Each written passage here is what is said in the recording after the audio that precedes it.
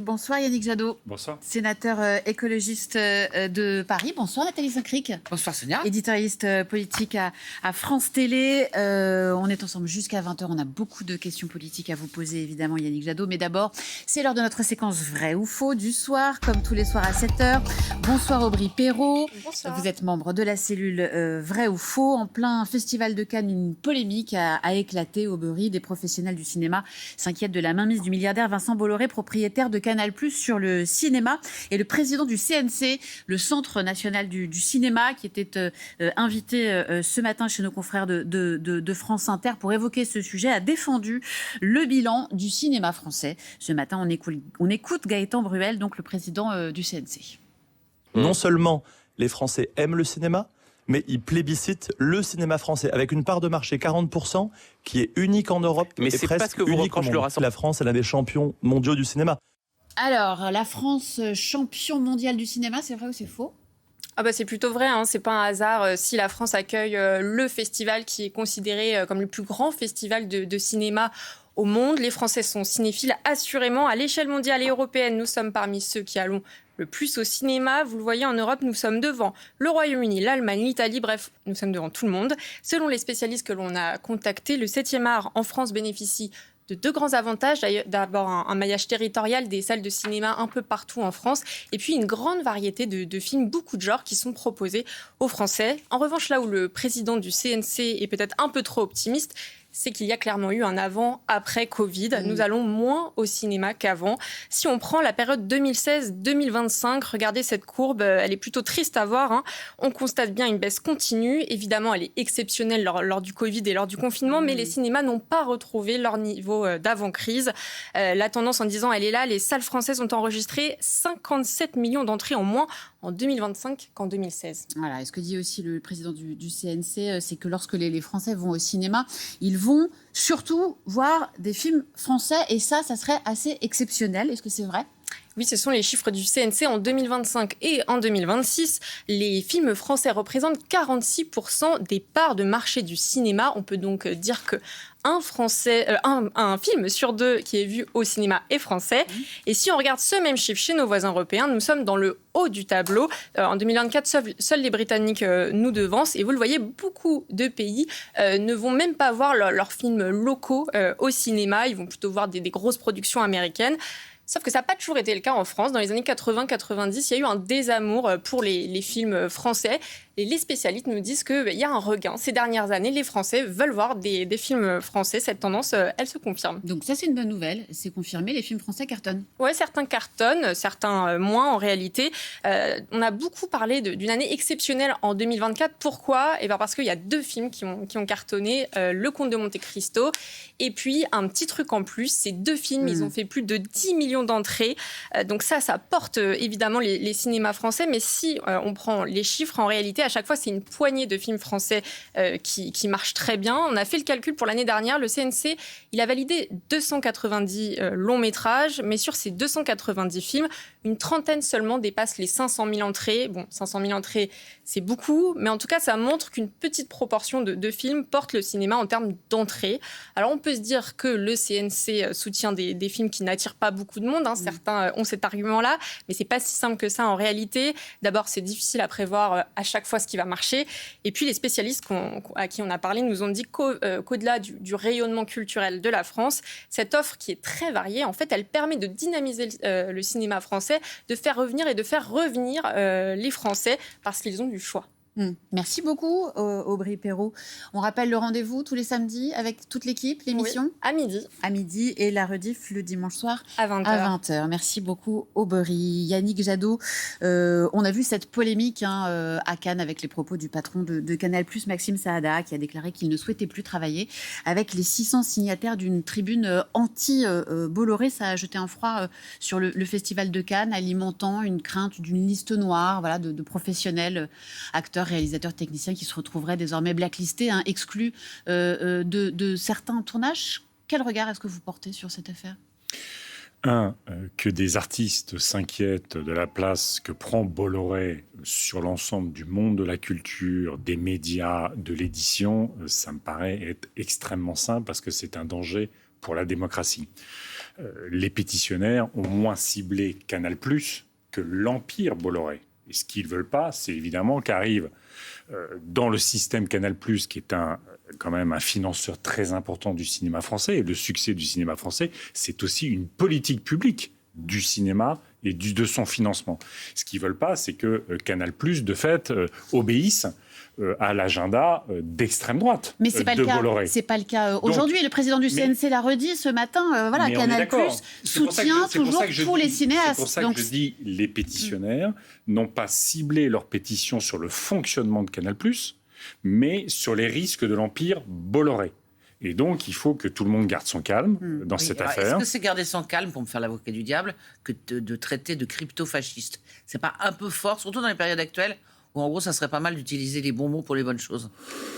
Écoutez, chacun gardera les mots qu'il a envie de donner. Mais reconnaissons que l'agenda de M. Bolloré, à travers ses médias, on a vu ce qu'il a fait du JDD, on a vu ce qu'il a fait de CNews, c'est un agenda d'extrême droite. C'est un agenda clairement d'extrême droite. Et donc, on voit comment il prend la main aussi sur l'édition. On voit comment le rachat du GC, qui est un des éléments de la discussion, lui donnerait la mainmise à la fois sur le financement du cinéma français à travers Canal+ et sur la diffusion des films.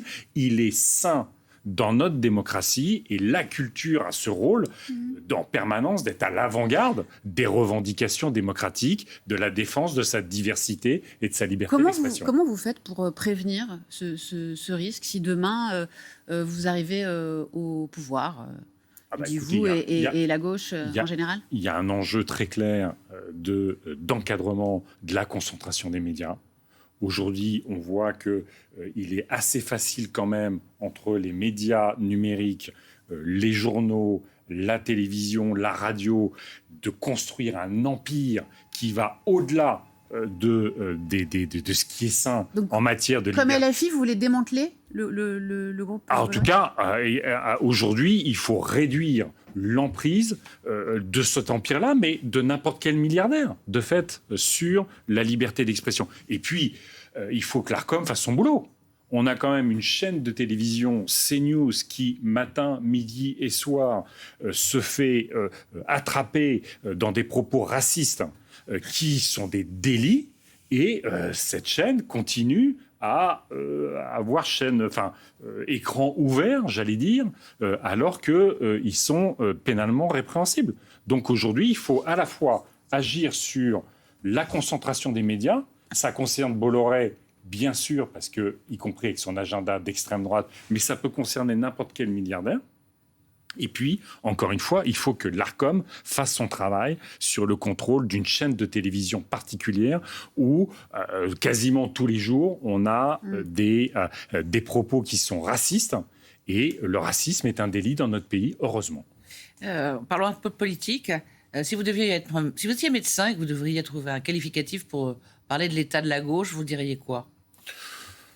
Je dirais que y a une forme de déprime qui s'est installée et que tout le monde a bien compris qu'il fallait un traitement de choc, mais personne n'est d'accord sur la dosométrie du médicament. Pour ma part, si vous voulez, je considère que moi, je ne me résigne pas, évidemment, à ce que l'extrême droite préside ce pays et le gouverne par la suite. Je ne me résigne pas non plus à ce que, finalement, au premier tour, on doive aller voter Édouard Philippe parce que ce serait le seul candidat qui pourrait battre l'extrême droite au second tour. Mais vous reconnaissez que c'est une option?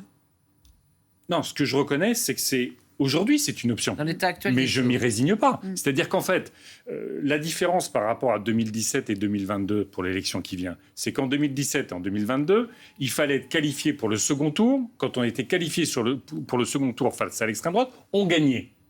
Là, celle ou celui qui sera qualifié au second tour sera un outsider par rapport à l'extrême droite. Et moi, je veux que cette qualification se construise sur une candidature d'une gauche écologiste, républicaine, démocrate et européenne.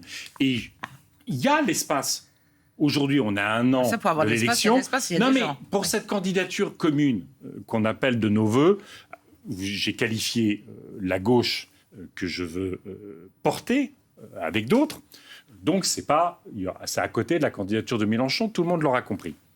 Mais cette candidature-là, on n'a jamais fait une candidature commune sur un spectre aussi large. Ça, c'est la réalité. On a fait des primaires dans les partis politiques, mais sur un spectre aussi large, on ne l'a jamais fait. Donc, c'est un peu difficile, c'est tendu, et ça crée de la confusion aujourd'hui. Pour que les gens comprennent. Donc, qu'est-ce qu'il nous faut pour qu'on ait une candidature commune ? Il faut que, si on veut que tout le monde accepte cette candidature commune, il y a pour moi 3 conditions. 1, on se met d'accord sur le projet, le programme. Mais comment ? Eh ben, on fait des réunions, on fait des... Bien sûr. Et qui va à ces réunions, par exemple ? Ah ben, il y a... Expliquez-moi dans les chefs, parce que moi, les gens demandent, mais Jadot, il est avec qui Non, mais qui va à la réunion ? Avec Olivier Faure, avec Boris Vallaud. Là, je vois l'idiote. Non, mais on a aujourd'hui, Madame Saint-Cric, on a aujourd'hui, entre les partisans et les partisanes de la primaire, qui sont plus vraiment convaincus de leur idée, mais faute d'alternative, ils hésitent. Bon. Mais il nous faut le Parti socialiste, il nous faut les écologistes, il nous faut aussi la société civile engagée, il faut que le peuple de gauche et de l'écologie se mobilise, les intellectuels. Classe publique, peut-être ? Classe publique, bien sûr. Les gens de chez Ruffin, les gens d'ailleurs. Donc, tout cet espace-là. Les gens d'ailleurs, pardon, parce que c'est important. Non, mais vous le Parti les gens de chez communiste, Ruffin, je n'ai pas cité tous les partis donc politiques tout le monde qui existent dans notre pays. sauf LFI. Oui, Voilà. la gauche, je l'ai dit, écologiste, républicaine, démocrate et européenne. Bon. On travaille sur un projet. Parce que, vous voyez bien que le problème avec une primaire, c'est qu'en fait, chaque candidat porte une ligne politique. Et ce qu'on a vu toutes ces dernières années, c'est que quand la personne a gagné, eh ben, les autres se disent « Ah ben, c'est pas ma ligne politique, donc je ne soutiens pas ». Donc les perdants ne soutiennent pas la gagnante ou le gagnant. Bon, vous voyez bien ce qui s'est passé avec les propos de Ruffin sur l'immigration. Ils font tribune commune pour défendre la primaire, mais quand ils sont sur vos plateaux, parce que Ruffin a parlé d'immigration avec une mauvaise proposition, mais d'un seul coup, il était devenu d'extrême droite. Je veux dire, Ruffin peut avoir une mauvaise proposition sur l'immigration, en faire un candidat d'extrême droite, c'est idiot. Donc, première condition, avoir une plateforme commune. On est d'accord sur le fond. Deuxième condition, pour que tout le monde se retrouve. Je voudrais préciser. Avoir une je vais vous plateforme, expliquer après, vous poserez vos questions. Il va y avoir des bouquins de tout le monde, vous allez vous mettre... Mais non, on se met d'accord. Qu'est-ce qu'on fait ? Vous voyez, on est face à un choc pétrolier. va venir discuter avec Raphaël Glucksmann. Bien sûr. On est par rapport à un choc pétrolier. Bon, on a une opportunité extraordinaire de travailler sur le pouvoir d'achat des Françaises et des Français en sortant des énergies fossiles, en leur faisant accéder à une mobilité qui ne dépend pas des carburants importés, notamment la voiture électrique, les transports collectifs, en rénovant leur logement, en créant et en réindustrialisant autour de tous ces sujets, de la décarbonation, tout ça. On peut remettre des... Bon, vous voyez, tous ces sujets-là, on peut se mettre d'accord. Bon. Sur l'immigration, vous venez de citer ça avec François Ruffin. Sur l'immigration, on peut mettre d'accord tout... Bien sûr qu'il faut se mettre d'accord. Non, mais j'ai pas... Il faut... On n'a pas... Peut-on ? Mais c'est la condition d'une candidature commune. Pour que tout le monde se sente rassuré par rapport à la candidature qui sera à un moment choisie, il faut qu'on ait une plateforme commune. Il faut qu'on ait un accord législatif. C'est normal. Je veux dire, notre pays, il ne peut pas fonctionner qu'avec un président, on le voit bien. Il faut un accord législatif qui rassure tout le monde. Il faut une équipe qui va porter ce projet. Une équipe qui, sans faire de la nostalgie un peu régressive, mais on a tous en mémoire le gouvernement Jospin. Bon, c'est la gauche partielle. La gauche plurielle. Non, mais c'est intéressant parce que qu'est-ce que ça veut dire ? Ça veut dire qu'en fait, pour l'intérêt du pays, pour l'intérêt de la France et des Français, des gens de sensibilités politiques différentes, qui pouvaient parfois se détester complètement, ont servi l'intérêt du pays. Mais une fois qu'on a ça, un programme, une équipe, un accord législatif, eh ben, on peut désigner la candidature. Comment ? Eh ben, moi, ce que je propose, par exemple, c'est qu'on mette, il y a un conclave ou un comité des singes, vous mettez évidemment les responsables des partis politiques, vous mettez des personnalités de la société civile, et puis à un moment donné, ils ont la responsabilité face au danger d'arrivée de l'extrême droite et d'absence d'une gauche de responsabilité, et ben ils trouveront la bonne candidature. Vous pondérez comment dans votre conclave ? Parce que si vous mettez le congrès du PS, il a été gagné à 51% par Olivier Faure. Or, pour l'instant, on a l'impression qu'Olivier Faure est sur une ligne qui n'est pas celle de Boris Vallaud, qui n'est pas celle de Bernard Cazeneuve, qui n'est pas celle de François Hollande, qui est plutôt avec vous et Raphaël Glucksmann, même si vous n'êtes pas entièrement d'accord. C'est quoi enfin, en fonction de comment vous fabriquez votre conclave, on peut vous donner le résultat à l'avance. Parce que si on a la capacité à se mettre d'accord sur un projet, à faire une équipe, à avoir un accord législatif, sous la pression à la fois des électrices et des électeurs de gauche qui ne veulent pas être orphelins d'une candidature de responsabilité. On votera pour celui qui a le plus de chances. Et de leadership, et de capacité à animer cette équipe et à porter ce projet, mais aussi d'une rencontre avec les Françaises et les Français. Comment on fera pour le voir à l'œuvre? Mettons, on est au mois de mai, fin mai, il va y avoir juin, juillet. Ça veut dire que en gros, on ne saura pas qui est candidat avant novembre? Non. Alors le temps qu'on le voit à la télé, ça, je le dis, parce que j'entends un certain nombre de responsables dire finalement, novembre, décembre, ça pourrait aller. Non, ça n'ira pas. Pourquoi ça n'ira pas? Parce que tous les autres seront en campagne. Mélenchon sera en campagne, Édouard Philippe sera en campagne, Attal sera en campagne, Bardella ou Le Pen seront en campagne, et donc on ne peut pas ne pas être en campagne. Deuxièmement, si on n'est pas en campagne et si on n'a pas un accord, qu'est-ce que ça veut dire? Ça veut dire qu'en fait, on va continuer la petite guéguerre encore tout l'automne. On ne peut pas simplement créer du ressentiment. C'est quoi le calendrier? À la fin de l'été, il faut qu'on ait une candidature. À la fin de l'été, il faut qu'on ait une candidature. Ah oui, c'est chaud, mais c'est notre responsabilité. On n'a pas le choix en vrai. Mais à partir du moment où on est tous d'accord dans ce spectre politique-là, dans cet arc politique-là, pour une candidature commune, vous pensez il n'y a pas de raison qu'on y arrive pas. Vous allez réussir à convaincre Glucksmann, Hollande, Cazeneuve, Tondelier, etc., de tous se mettre autour d'une table pour se dire on va choisir le meilleur d'entre nous? Oui, oui, c'est comme ça. Et vous avez des éléments concrets aujourd'hui qui vous permettent de le penser? Mais tout le monde le dit. Donc, à un moment donné, chacun sera devant sa responsabilité. Tout le monde regarde les autres. Tout le monde considère qu'il faut attendre gentiment les sondages et qu'en gros, ça sera le juge de paix. Ce qui n'est pas hyper démocratique, sur le fond. Mais si vous voulez, il n'y a pas de... moi, j'entends les uns les autres dire c'est absolument pas démocratique. Enfin, pardon, quand on a fait le NFP, on n'a pas fait voter les Français. C'est simplement si vous avez quelqu'un qui a la chance d'avoir accès aux médias. Mais il nous faudra quelqu'un. Madame Sinclair, vous avez raison. À un moment donné, à partir de la fin de l'été, il faudra une personnalité qui soit en capacité, au premier tour, parce que c'est comme ça que ça va se passer, de prendre le vote utile à gauche. Moi, en 2022, j'ai bien vu, au cours de la campagne, à un moment donné, les électrices et les électeurs se disent « je vote pour celui qui monte et je quitte celui qui descend ». Donc, Mélenchon avait pris l'ascenseur, j'avais pris le toboggan, et je n'étais pas celui qui a pris le toboggan le plus rapide. Non, il y en a eu d'autres. Et avant, vous aviez joué le jeu. Donc, avant, la présidentielle d'avant, vous aviez joué le jeu. Vous vous étiez retiré au profit de Benoît Hamon. Donc, vous aviez aussi, cette fois-ci, vous adoubiez d'une certaine manière le mécanisme de la primaire, en considérant que c'est quelque chose de oui, juste. Mais là, on voit bien. Mais j'apprends aussi de l'histoire. Les primaires, vous voyez bien quand vous parliez de Benoît Hamon, regardez la déflagration qu'a eu cette primaire au Parti socialiste. Moi, j'ai aussi un peu subi la perdante de la primaire écologiste. Donc, et en plus, là, pour le coup, on était au sein de formations politiques. Là, on va être sur plus large. Donc, sortons de cette idée, et je trouve un peu aberrant l'argument qui est mis dans les médias, qui est de dire, au fond, c'est la primaire ou la mort. Non, c'est pas la primaire ou la mort. La primaire, c'est un outil. C'est pas un fétiche, c'est pas un totem.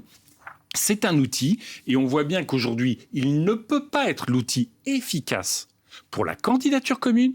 Donc, donnons-nous les garanties que cette candidature commune que nous choisirons sera respectée et créera la mobilisation, justement parce qu'on a le projet, on a l'accord législatif, on a l'équipe. Est-ce qu'il faut défendre coûte que coûte une candidature sociale libérale s'il s'avère que dans 6 mois, le plus à même, d'après les sondages, de battre Marine Le Pen ou Jordan Bardella, c'était Édouard Philippe?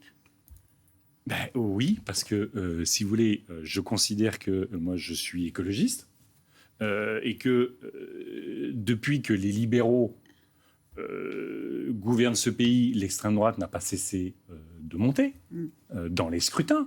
Donc, si vous voulez, la politique... Mais vous réfléchissez à ça, vous vous dites, et si jamais on se retrouve à un moment donné accusé d'avoir favorisé un second tour Le Pen-Bardella face à Mélenchon? Mais non, ça ne sera pas ça. Moi, si vous voulez, je ne vais pas commencer à démarrer à 1 an de la présidentielle en ayant perdu sur mes idées, en ayant perdu pour le pays. Je veux dire, on doit sortir des énergies fossiles. Regardez l'explosion des inégalités. S'il y a un vote d'extrême droite, c'est aussi parce qu'on a abandonné les usines sur nos territoires. On a abandonné une partie des agriculteurs. On a créé des déserts médicaux, des services publics qui disparaissent. Vous avez un sentiment de relégation de la part des Françaises et des Français qui est profond, qui à titre individuel et à titre collectif, C'est-à-dire que dans votre ils se tête, sentent il est- totalement déstabilisés par les guerres. Alors, je ne vais pas mettre au pouvoir si j'ai voté Macron au deuxième tour face à Le Pen 2 fois. Mais reconnaissons que Le Pen n'a pas cessé de monter.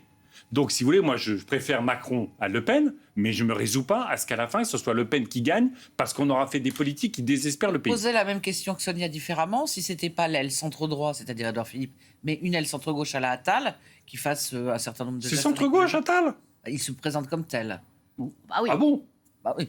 Non, il se présente au centre-gauche de la droite. Il se dit libéral sur le plan économique et Par là progressiste même, j'ai votre sur le, réponse. sur le plan sociétal. Mais pas Alors. sur le plan social. Alors. Donc, si vous voulez... Non, mais moi, on va pas jouer Non, on arrête de jouer, on les essaie de affiches. comprendre. Attendez, du on vous a premier ou même du pas second demandé tour. si vous préfériez Raphaël Glucksmann à François Hollande. On vous l'a pas demandé. Mais vous pouvez Non, mais si on vous Mais le non, demandait... parce que ça n'a pas de sens aujourd'hui. Moi, ce que je veux, c'est qu'encore une fois, pourquoi je me suis Il y a bien investi, quelqu'un avec pourquoi qui je vous m'investis travaillez. dans cette Vous êtes présidentielle. plutôt Glucksmann. Bah, vous Pourquoi- pouvez le dire. Pourquoi je m'investis dans Mais cette il faut le dire, présidentielle Non. Yannick Jadot. Pourquoi je m'investis dans cette présidentielle sans être a priori candidat? Je m'investis dans cette présidentielle parce que je veux que mon pays soit réparé. Et pour qu'il soit réparé, il faut qu'on s'occupe des Françaises et des Français. Donc, quand je dis que je veux remettre des usines sur tous les territoires, c'est un sujet que nous partageons effectivement avec les écologistes, les socialistes et beaucoup d'autres, et les communistes. Les services publics, c'est la protection. La disparition des services publics crée du ressentiment, tout ça. Mais l'usine, c'est la fierté. Sur nos territoires, l'usine, c'est la fierté. Et la chance que nous avons, l'opportunité historique, c'est que c'est la transition écologique qui permet de réindustrialiser notre pays. Ça, c'est un beau projet.